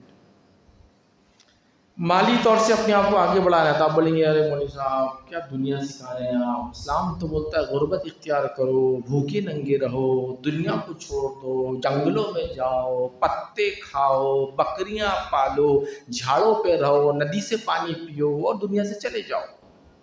یہ کیا اپنا کمانے دھمانے کا چکر، کہاں یہ اسلام میں؟ تو میرے بھائی ہم نے اسلام نہیں سمجھا، اس کا مطلب ذرا مسئلہ ہے. نبی اکرم صلی اللہ علیہ وسلم نے غربت کو کب پسند کیا مجھے بتاؤ؟ کب صحابہ سے کہا رہے تو بہت کمانا چھوڑ دو، چلو چلو چلو چلو پیچھے آ جاؤ، غریب بن جاؤ. ایک واقعہ بتا دیجیے کہ اللہ نے کسی صحابی سے کہا کہ بزنس چھوڑو، مسجد میں آ کے بیٹھو. چلو ایک واقعہ ایسا کبھی تو ایک بتائیے مجھے. نہیں ملے گا. اسلام نے غربت کو پسند نہیں کیا. اور جو معیشت، اکنامی ہوتی ہے، فائننس ہوتا ہے، پیسہ ہوتا ہے، وہ ایک سماج میں ایسا کام کرتا ہے جیسے خون انسانی جسم میں کام کرتا ہے. خون کی کمی ہوگی، انسانی جسم برباد، سماج میں پیسہ نہیں ہوگا، برائیاں پھیل جائیں گی. کیسی کیسی برائیاں؟ میں حدیث سے ایک واقعہ سناتا ہوں، بہت لمبا واقعہ، میں بہت شارٹ میں سناؤں گا، باقی چیزیں آپ پڑھنا ہے تو پڑھ لیں. 3 لوگ ہوتے ہیں، بارش ہوتی ہے تیز، ایک غار میں چلے جاتے ہیں. یہ ہم سے پہلے کی قوم کا واقعہ ہے. بارش ہوتی ہے، غار میں چلے جاتے ہیں. اب وہ پتھر آ کے گر جاتا اس پہ ایک. اب تینوں بولتے اللہ سے کوئی اپنی نیکی کا وسیلہ تلاش کرو، اس وجہ سے اللہ پھر یہ مصیبت کو ٹال دے گا۔ اس میں سے ایک شخص کہتا ہے اے اللہ میری ایک چچا زاد بہن تھی جس میں میری بری نظر تھی، لیکن وہ میرے ساتھ منہ کالا کرنا نہیں چاہتی تھی، لیکن ایک بار قحط سوکھا پڑ گیا اور وہ پریشان ہو گئی، اس کے پاس مال و دولت نہیں تھا، خرچ کے لیے کچھ نہیں تھا، تو وہ میرے پاس آئی، مجھ سے مانگا، میں نے وہی بات کہی اس سے کہ میرے ساتھ منہ کالا کر میں پیسے دے دوں گا۔ وہ اتنی مجبور تھی کہ راضی ہو گئی۔ جب میں اس سے قریب گیا تو اس عورت نے مجھ سے کہا اے اللہ کے بندے اللہ سے ڈر، اور میں اللہ صرف تیرے لیے ڈرا، تو اور کچھ تھا ہی نہیں اس کے میرے بیچ میں۔ تو پتھر تھوڑا سا ہٹ گیا۔ کس وجہ سے وہ عورت گئی تھی وہاں اس برائی کے لیے مجھے بتاؤ؟ اس کی غربت نے اس کو وہاں پہنچا دیا تھا۔ غربت خطرناک چیز ہے، یاد رکھیے۔ میں یہ نہیں کہہ رہا ہوں وہ بری چیز ہے، ہم برا نہیں، خطرناک ہے۔ صحابہ کی غربت ان میں تقوی لاتی تھی، ایمانی اعتبار سے آگے بڑھاتی تھی۔ ہماری غربت ہم میں کرائمز لاتی ہے، نشہ لاتی ہے، زنا لاتی ہے اور برائی لاتی ہے۔ اس لیے ہر غریب علاقے میں دیکھیے آپ، نشہ سب سے زیادہ ہوتا ہے، زنا سب سے زیادہ اور کرائم سب سے زیادہ ہوتا ہے، مرڈرز ہو رہی ہے، ہو رہے ہیں۔ تو ہم کو کمانے دھمانے کا حکم دیا گیا ہے۔ تو اب اقتصادی طور سے بتائیے آپ نے کیا کیا؟ سود تو حرام ہے، ہمارے پاس نہیں چلتا۔ پھر اپنے آپ کو قوم میں آگے بڑھانے کے لیے کیا کیا آج تک؟ کچھ نہیں۔ سود حرام ہے، کچھ مت کرو، مت بیٹھ جاؤ گھر پہ، ہوگا ختم، ایک ہی جواب۔ نہیں، بلا سودی کیا قائم کیا آپ نے؟ چلو چھوڑ دو تجارت، ارے جو غریبوں کا ہے زکوٰۃ کا کچھ بیت المال بنایا ہے کیا آج تک؟ ہاں مولوی صاحب بنائے نا، ہاسپٹل میں زکوٰۃ کا بیت المال ہے، کتنا زکوٰۃ آ رہی؟ 2 لاکھ زکوٰۃ ہر سال آتی ہے، ہم بانٹتے ہیں۔ 2 لاکھ؟ یہ 2 لاکھ تو کسی ایک آدمی کی زکوٰۃ ہوں گی، بیت المال بول رہا ہوں میں، مذاق نہیں۔ وہ بھی اچھی کوشش ہے، میں برا نہیں بول رہا ہوں، لیکن پورے ہاسپٹل کی بات ہو رہی ہے۔ ارے کم از کم جو جماعتیں وہ تو بنائے، اپنا بناؤ یار۔ چلو ایک نہیں بنا سکتے تو بھائی مشہور 3-4 جماعتیں ہیں، سب اپنا چلا رہے ہیں، ارے کچھ تو کرو امت کے لیے، اس غریب کے لیے جو جب پریشان ہو جاتا ہے تو کیا کچھ کرنے میں مجبور نہیں ہو جاتا ہے۔ ایک صاحب جو سوشل ایکٹیوسٹ تھے، انہوں نے مجھے سچا واقعہ سنایا کہ ایک کپل، میاں بیوی حاملہ تھی، کسی علاقے سے نکلی اور ایک سول ہاسپٹل میں آئی ڈیلیوری کے لیے، گورنمنٹ ہاسپٹل میں۔ جب وہ آئے تو کسی نے کال کر کے بولا کچھ غریب لوگ آئے ہوئے، کچھ مدد کر سکتے تو آؤ، لیکن یہ لوگ دور تھے اس علاقے سے۔ وہ آنے لگے، دوسروں کو کال کیا، وہاں کوئی پہنچ نہیں سکے۔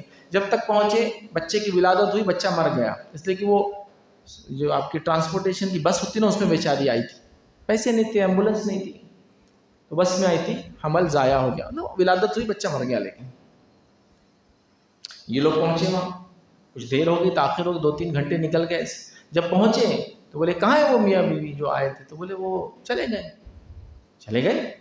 تو وہ تو ولادت کے لیے آئے تھے نا، ان کو بچہ پیدا ہو، لیکن بچہ مر گیا۔ ارے مر گیا تو گئے کیسا؟ مطلب اس کو کوئی کاٹا نہیں چکا کہ نکال کے اس کو بھیج دیے، کوئی گرے تو 2 ٹاکے لگے جیسا کچھ نہیں ہوا تھا، اس کی ولادت ہوئی تھی، عورت کہاں ہے؟ تو کہا دونوں چلے گئے۔ تو گئے کیسے؟ تو بولے ان کے پاس چائے پینے کی، کھانا تو بہت دور کا، چائے پینے کی پیسے نہیں تھے۔ تو بولے اب گھر چلے جاتے ہی ایک طریقہ ہو سکتا ہے، ہسپتال والوں نے جو کر سکتے کرے، بھیج دیے۔ وہ نکلے اور چلے گئے بچے کو لے کر، مر گیا تھا نا بچہ تو۔ اب اس کے بعد وہ لوگ پہنچے وہاں، ڈھونڈنے لگے بھائی کہاں گئے، نکل گئے۔ ایک جگہ ایک چوراہے پہ گئے تو ایک عورت زمین پہ اکڑو بیٹھی ہوئی ہے، ایک آدمی کھڑا ہے، ان کو لگا شاید ہی ہے۔ جا کے کہا کہ بھائی ایسا ایسا خبر آئی تھی، آپ ہیں کیا؟ تو کہا آپ ہیں۔ تو کہا بچہ کہاں ہے؟ تو کہا لے کے نکلے تھے، مرا ہوا تھا۔ بس پاس کے قبرستان گئے تو وہ بولے آدھار کارڈ لگتا دفنانے کو۔ تو کہا پھر؟ تو کہا آدھار کارڈ تھا نہیں ہمارے پاس۔ تو پھر کیا کیا بچے کو؟ تو کہا آگے بڑھے تو ایک شمشان تھی، انہوں نے بولا ہم جلا دیتے، تو دے دیا بچے کو۔ کریں گے کیا؟ پیسے نہیں ہے نا، تو ہم نے وہاں دے دیا، اب گھر جا رہے ہیں اب نکل کر۔ ایسے کئی کہانیاں ہیں، ایسے کئی واقعات ہر روز ہو رہے ہیں۔ یہ مسکین روز قیامت مالدار لوگوں کو پکڑیں گے کہ کہاں تھی ان کی زکوٰۃ ہے جس کو سسٹمیٹیکلی سال بھر جمع کر کے دینا چاہیے تھا غریبوں کو، یہ رمضان میں صرف بانٹ دیتے کہ رمضان کے 15 دن بعد کو بیمار ہو تو بولتے رمضان میں بیمار ہونا تھا نا، زکوٰۃ دے دیا میں نے۔ سسٹم کیوں نہیں ہے؟ بیت المال کیوں نہیں ہے؟ تاکہ یہ بیچارے سال بھر آ کے اس سے فائدہ اٹھائیں۔ ایسے اتنے واقعات ہیں۔ یہ تو بچہ دیے تھے خالی مرا ہوا، ہو سکتا زندہ بھی بیچ دیں، ہو سکتا دین و ایمان بھی بیچ دیں، ہو سکتا ہے جسم بیچ دے اپنا. غربت کیا نہیں کرواتی انسان سے. تو غریب ہونا کوئی فخر کی بات نہیں ہے. اسلام نے آپ کو غریب رہو نہیں بولا ہے. غربت میں ہو تو صبر کرو اور اللہ سے رزق مانگو. مالداری میں ہو تو زکوٰۃ صدقہ دو, لوگوں کا حق دو اور اللہ کا شکر ادا کرو. لیکن غریب ہونے بولا, مالدار کو نہیں بولا تم غریب بن جاؤ, چلو چھوڑو, نہیں کہا. نبی اکرم صلی اللہ علیہ وسلم کے دنیا جانے کے بعد بڑے بڑے مالدار صحابہ تھے, بڑے بڑے مالدار صحابہ. عبد الرحمن بن عوف رضی اللہ عنہ, سبحان اللہ, اتنا پیسہ کہ آج کے حساب سے کتنا پیسہ تھا معلوم آپ کو؟ عبد الرحمن بن عوف رضی اللہ عنہ کے پاس, یہ صحابی کے پاس کتنا پیسہ تھا معلوم؟ اور ایسٹ کے فارم میں, ہوائی باتیں نہیں, بانڈز نہیں, شیئرز نہیں, اصل پیسہ, سونا چاندی, غلہ, اناج, بکریاں, گھوڑے, اونٹ, اصل ایسٹ کے نکالو آج بیچنے کے لیے. پلاٹس, زمینیں, جائیدادیں کتنی تھی کہ آج کے اعتبار سے $750 بلین کی نیٹ ورتھ تھی آپ کی. 0.75 ٹریلین, مطلب افریقہ کی پوری جی ڈی پی 0.75 ٹریلین. یہ ایک صحابی کے پاس اتنا روپیہ پیسہ تھا, لیکن خرچ کا بھی عالم ویسا تھا, ادھر سے جاتا بھی تھا ادھر سے آتا بھی تھا. عثمان بن عفان رضی اللہ عنہ کی مال و دولت, اتنے مالدار شخص تھے کہ 5000 عربی گھوڑے تھے آپ کے پاس. ابھی ویسا نہیں سمجھیں گا آپ کو, 5000 ویسا نہیں.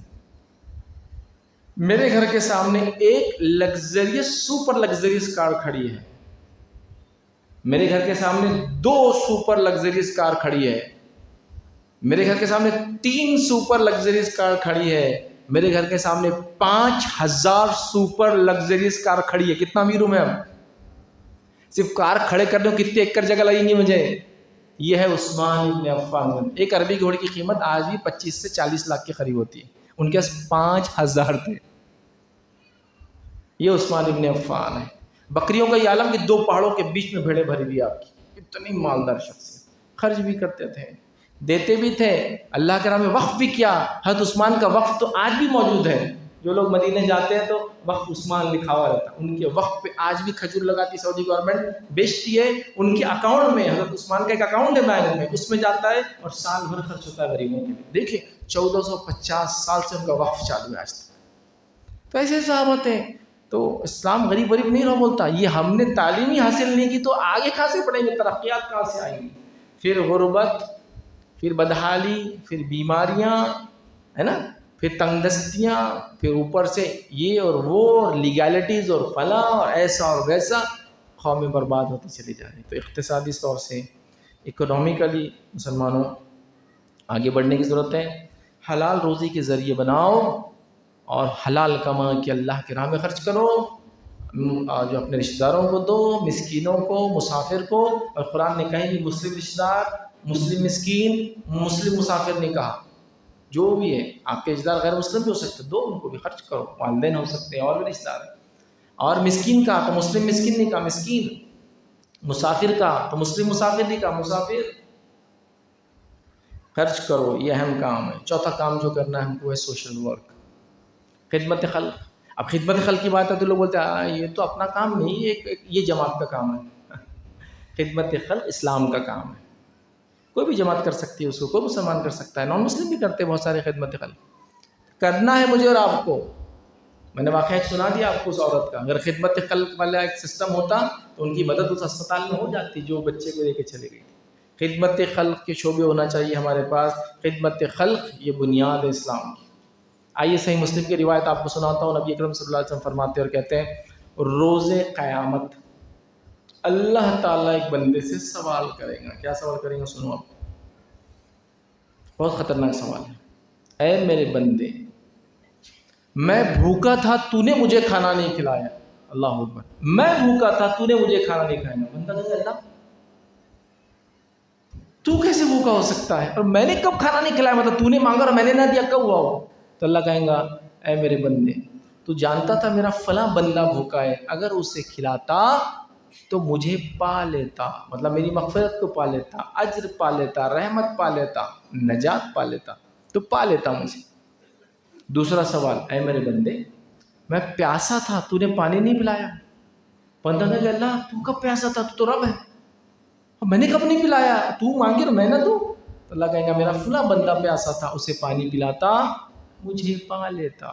تیسرا سوال ہے میرے بندے, میں بیمار تھا تو میری تیمارداری کو نہیں آیا؟ بندہ کہیں گا اے اللہ تو کیسے بیمار ہو سکتا ہے اور میں کب نہیں آیا؟ اللہ کہے گا میرا فلاں بندہ بیمار تھا، تو اسے دیکھنے آتا، تیمارداری کرتا تو مجھے پا لیتا۔ بتاؤ مجھے یہ 3 سوال کے لیے میں ریڈی ہے کیا؟ بتاؤ۔ اللہ پوچھنے والا نہیں، حدیث کے اندر الفاظ ہے نا، میری تھوڑی دل کی رائے ہے، کوئی فتویٰ تھوڑی کسی عالم کا ہی تھی۔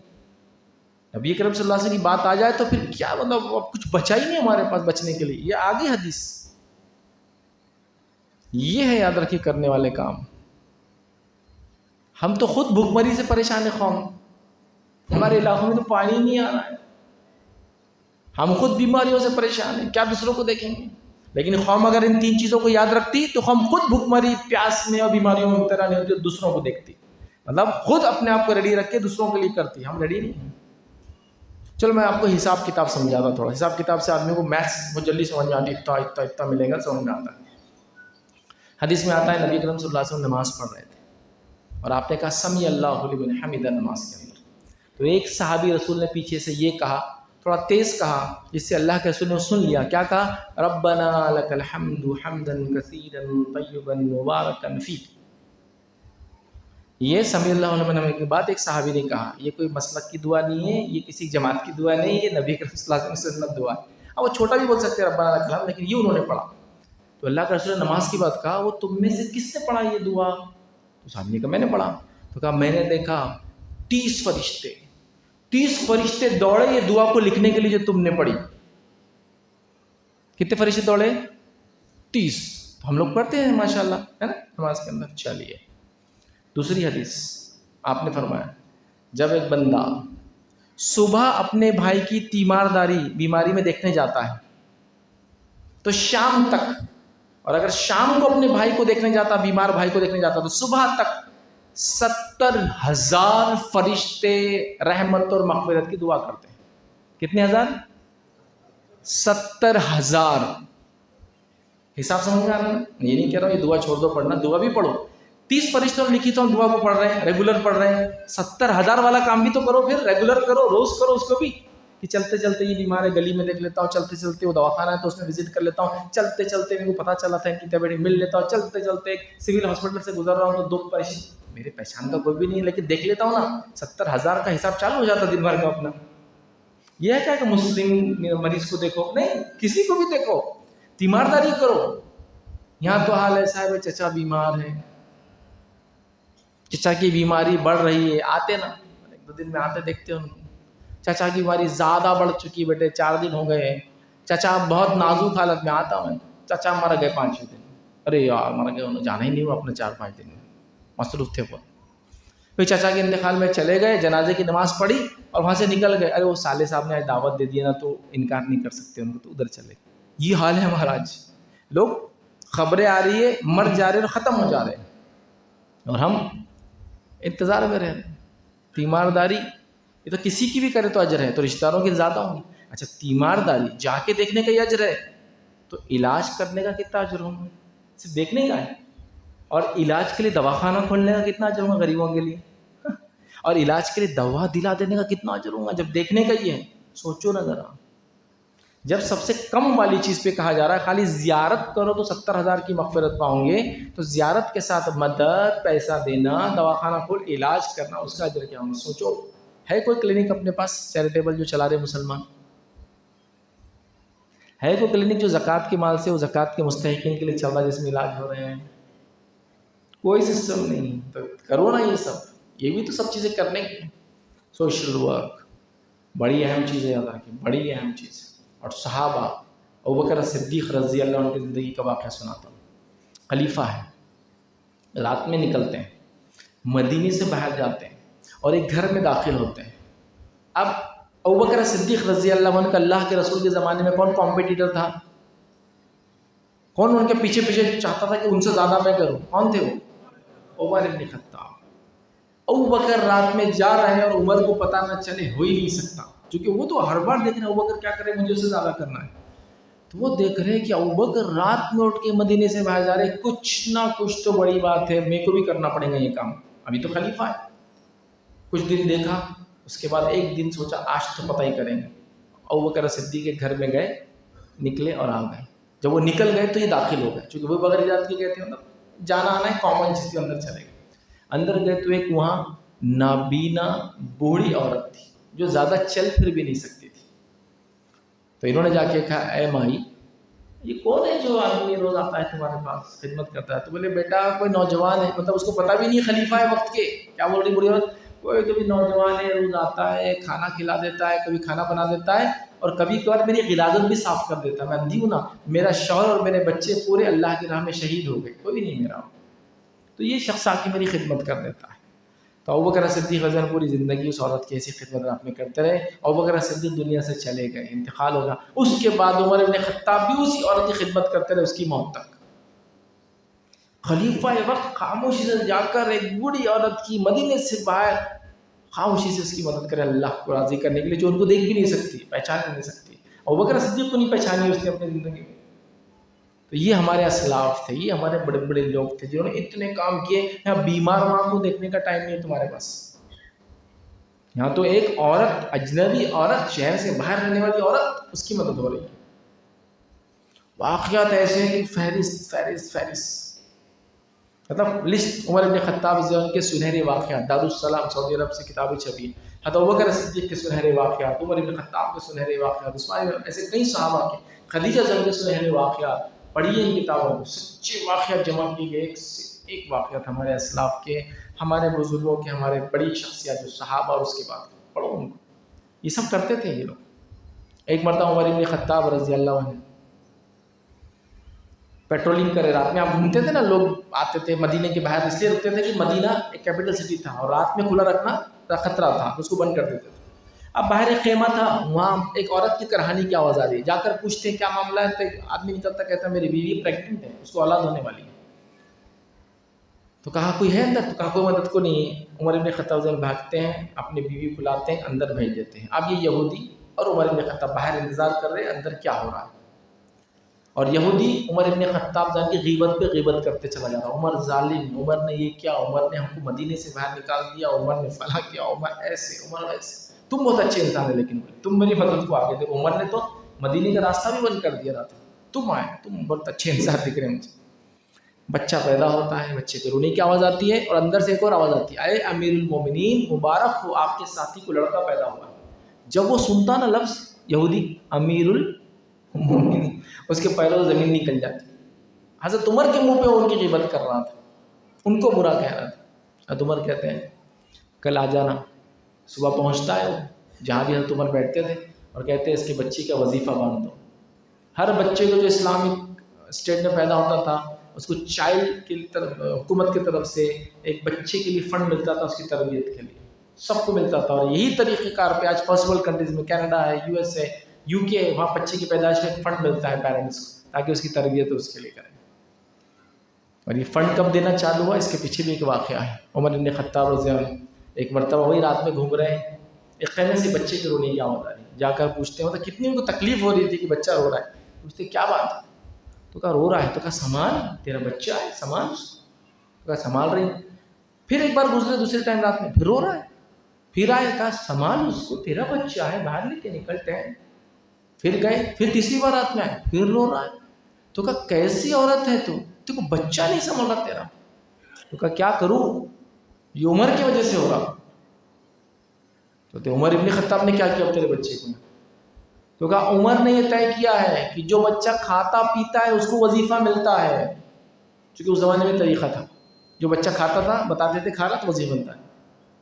تو میں چاہ رہی ہوں کہ جلدی کھانا پینا شروع کر دے, اس لیے اس کو دودھ نہیں پلا رہی ہوں تاکہ پھر عمر سے وظیفہ ملے. عمر ابن خطاب رضی اللہ عنہ گھبرا جاتے ہیں, وہاں سے دوڑتے ہیں, مدینے آتے ہیں. فجر کا ٹائم ہوتا ہے, فجر کی نماز پڑھاتے ہیں. روایت میں آتا ہے فجر کی نماز میں اتنا روتے ہیں کہ قرآن کیا پڑھ رہے کچھ سن نہیں آتا ہے پیچھے, اتنا روتے ہیں. اور فجر کے بعد کھڑے ہو کر کہتے ہیں عمر تجھ پر افسوس ہے, نہ جانے تو نے کتنے بچوں کو ختم کر دیا. آج سے میں یہ طے کرتا ہوں پیدا ہوتے ہی بچے کو وظیفہ ملے گا, کھاتے وقت نہیں, پیدا ہوتے ہی. ایک بچے کے رونے کی وجہ سے عمر رضی اللہ عنہ نے پورے اسٹیٹ کا قانون چینج کر دیا, ایک بچے کے صرف رونے کی وجہ سے. جو کہتے ہیں مسلمان ظالم ہوتے ہیں, دیکھے ایک بچے کے رونے سے قانون بدل دیا عمر نے. یہ اسلام ہے۔ اللہ کے رسول صلی اللہ علیہ وسلم نماز پڑھاتے ہیں، سوچتے ہیں لمبی نماز پڑھاؤ، بچہ روتا ہے نماز کو شارٹ کر دیتے ہیں۔ یہ اسلام ہے، یہ اسلام ہے۔ تو بہرحال سوشل ورک ہم کو کرنا ہے، تیاری کرنا ہے، اس کے لیے منصوبہ بند طریقے سے کرنا ہے، پلان وے میں کرنا ہے۔ یہ اصل ہے، یہ اسلام ہے۔ یہ اسلام کا پہلو جب لوگ دیکھیں گے، آپ ان کی ضرورت ہوں گے۔ آپ کے اسپتال، آپ کے بیت المال، آپ کے اسکول، آپ کے کالج کا انسانیت فائدہ اٹھائیں گی، اور پھر لوگ کہیں گے آج سے 25 سال بعد، نہیں مسلمان وہ لوگ ہیں جن کے بارے میں ہماری رائے غلط تھی پہلے، اب ہم کو سمجھا یہ لوگ کون ہیں۔ تو اپنا مقام پیدا کرنا ہوں۔ 5 اور آخری پوائنٹ دیکھیں گے، میڈیا۔ میڈیا کیا کچھ آج میڈیا نے نہیں کر دیا، مجھے تو کچھ بولنے کی ضرورت نہیں۔ جتنی آگ لگائی گئی، یاد رکھیے آج ہمارے بیچ میں اور دوسرے ہمارے غیر مسلم برادران کے بیچ میں، یہ میڈیا کا ہی کام تھا۔ ایک سے ایک چیزوں کو، ایک انسان کی برائی کو ایسا نیوز چلاتے ہیں جیسا کہ پورے مسلمان ہی ایسے خطرناک ہے، ایسا نیوز چلاتے ہیں، ایسا گھماتے، اتنے بار سناتے ہیں کہ نان مسلم ہمارے بھائیوں کو یقین ہو جاتا ہے، کئی بار تو دوسرا مسلمان بھی ڈر جاتا، ارے میرے لوگ اتنے خطرناک ہے کیا، ایسا چلا رہے ہیں۔ کیا جواب ہے اس کا آپ کو اور میرے پاس؟ جیسا میں نے کہا نا، بات ہو رہی نیشنل میڈیا پہ، بات ہو رہی کنڑ زبان میں، جواب آ رہا ہے وہ جمعہ کے خطبے میں اردو میں، جس کا سوال بھی نہیں تھا اس کو جواب سنایا جا رہا ہے۔ کب ہم اس کی پلاننگ کریں گے بتاؤ؟ کہ بھائی تم نے یہ لکھا، ہم لیگل جائیں گے کورٹ میں، تم نے کیسا لکھا یہ مسئلہ، معافی مانگو اور ہم بھی ایک آرٹیکل دیں گے، لکھو۔ تم نے نیشنل میڈیا پہ یہ بات کہی، تم نے کہی نا چلو ہم آ کے بیٹھتے، ہمارے ساتھ بیٹھ کر یہ بات کرو اس مسئلے پر۔ ہے ہمارے پاس ایسے لوگ جو کنڑ میں جا کے بیٹھے پرائم ٹائم نیوز چینلز کے اوپر، تیار کیے ایسے افراد، ایسے علماء، ایسے دانشور، ایسے سیاستداں، ایسے ایجوکیشنسٹ جو وہاں جا کے بیٹھ کر کنڑ زبان میں جواب دے سکیں؟ ہے کیا آپ کے پاس؟ نہیں ہے۔ جواب دینے والے تو نہیں، بات کر لے سکتے آپ لوگ، جواب دینے کے لیے نہیں۔ پھر کیسے ہوں گا یہ؟ اس طرح سے میڈیا آگ لگاتے جائیں گا، آپ کب تک صفائی کرتے جائیں گے اور صفائیاں دیں گے دوسرے میڈیا پہ؟ گزارش کروں گا، ایک کام تو میں نے بتا دیا، جہاں جو چیز ہو رہی ہے اس کا جواب وہاں دیا جائے۔ دوسرا، سوشل میڈیا کا استعمال کر کے آپ حق بات، صحیح بات پہنچانے کی کوشش کریں کہ چلو جو وہ ہو رہا ہے، لیکن کم از کم ہمارے مسلمانوں کے ذہن میں کوئی سوال آ گیا، فلاں ہو گیا، تو ہم کیا کریں گے؟ سوشل میڈیا پہ بہترین انداز سے، علماء کرام ہیں، ایجوکیشنسٹ ہیں، تعلیم داں لوگ ہیں ہمارے پاس، ایلیٹ کلاس ہے، دانشور جن کو بولتے ہیں، سوجھ بوجھ رکھنے والے لوگ قوم کے، تھنک ٹینکس ہوتے ہیں، اس کے بعد سیاستداں بھی ہو سکتے ہیں، یاد رکھیں جو سماج کو سمجھتے ہیں، وہ سب کا کام ہے اپنے اپنے ڈھنگ سے بہترین انداز سے جو وہ ریکارڈ کروا سکتے سوشل میڈیا پہ ریکارڈ کروا کے دوسروں تک پہنچائے۔ ورنہ یہ غلط فہمیوں کا بازار جب گرم ہوگا بہت سارے مسائل امت کے لیے پیدا ہو جائیں گے۔ اس بات کو ہمیں سمجھنا یاد رکھیں۔ تو یہ ایک ہائی ٹائم ہے، جس دور سے میں اور آپ گزر رہے ہیں، یہ بہت ہی نازک مرحلہ ہے امت مسلمہ کا۔ اس مرحلے میں ہم کو سمجھداری اختیار کر کے اللہ کی کتاب اور رسول اللہ صلی اللہ علیہ وسلم کی سنت کے مطابق زندگی گزارنا ہے۔ لوگ سوال کرتے ہیں ایسے حالات میں ہم کیا کریں؟ کچھ نیا نہیں کرنا ہے۔ اللہ کی کتاب میں جو واقعات آ گئے اور اللہ کے رسول کی سنت کے ذریعے باتیں آ گئی، اس میں قیامت تک کے لیے سارے پرابلمز کا سلوشن ہے۔ یہ میرا ایمان ہے۔ اسی لیے اللہ نے ہر نبی کا واقعہ نہیں سنایا قرآن میں، کیونکہ اس کی ضرورت نہیں تھی۔ 25 انبیاء کا تذکرہ کیا، کچھ کے واقعہ سنا، ان واقعات میں قیامت تک کے جینے کا طریقہ ہے، تو اب سب کے واقعہ سنانے کی ضرورت نہیں ہے۔ نبی اکرم صلی اللہ علیہ وسلم سیرت کے اندر وہ ساری باتیں بتا دی جو باتیں قیامت تک کے لیے ضروری تھی انسانیت کو، جس سے نفع اور فائدہ اٹھائے، وہ باتیں آ گئی۔ اب ہمارا مسئلہ ہے ہم پڑھیں گے کب اس کو، ہمارا مسئلہ کھول کے دیکھیں گے کب اس کو، ہمارا مسئلہ ہے ہم یہ کام کب کریں گے۔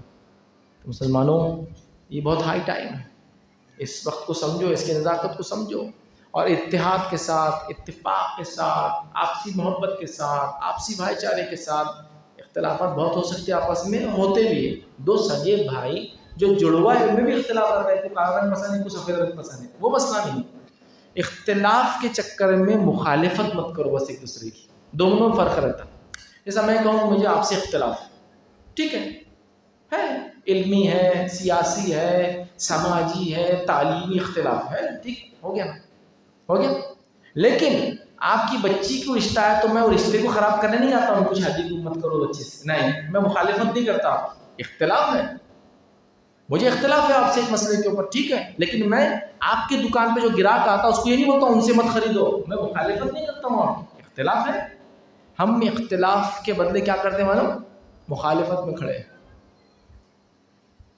یہ ہمارے حالات، یہ ہمارے حالات۔ گھروں کی تو کمپلین دے رہے تھے کہ ان کا گھر غلط جگہ بنا ہے، مسجدوں کی کمپلین دے رہے ایک دوسرے کی غلط جگہ بنی ہوئی ہے، یہ زمین فلاں تھی، یہ نالا تھا تو اس کو بڑا کر دیے، فلاں نکالو اس کے پیپرز۔